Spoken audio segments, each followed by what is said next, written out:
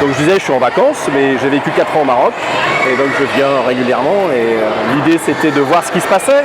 J'ai entendu scander, ça ressemblait à une manifestation, donc je suis venu voir. Et effectivement, je suis impressionné par ce soutien. Je savais que le monde arabe soutenait le peuple palestinien. Et je reste parce que moi aussi je soutiens le peuple palestinien. Et ce qui se passe à Gaza et autour de Gaza est catastrophique. Et il faut absolument que cette guerre cesse. Voilà. Et que le peuple palestinien retrouve sa liberté et son espace de vie qu'il n'a pas depuis très longtemps. Voilà. I'm married to a Moroccan. Now we live in Rabat, and I'm here today to support the Palestinian people who are suffering the worst crime that a human being can experience.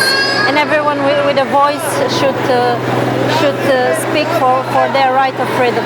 السلام عليكم. حنا جينا من الدار البيضاء انا والزوج ديالي ووليداتي، جينا باش نشاركوا في هذه المسيره التضامنيه مع الاخوه ديالنا في غزه اللي ما لقينا لهم لا حول لنا ولا قوه الا باش نقولوا حسبنا الله ونعم الوكيل. نحن ضد التطبيع، ضد كل اشكال العنف اللي تمارس عليهم، ضد الصمت العربي، ضد هذا الشيء كامل. نسال الله سبحانه وتعالى لهم الفرج، وبان ربي سبحانه وتعالى يعجل بالحل لينا وليهم المسلمين كافه اجمعين.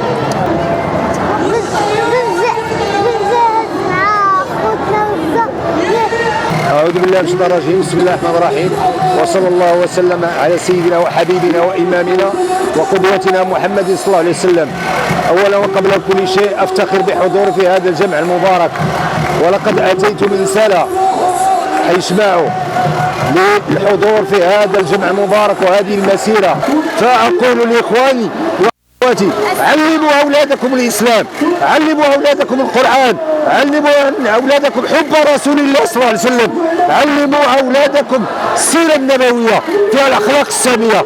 تعلمون أن في غزة نورفيجي طبيب أكثر من 11 سنة اللي تما قويهم من عاش في وقعة من الأرض، في وقعة من الأرض من عاش في غزة، لا زنا، لا شرب الخمر، لا فاحشة.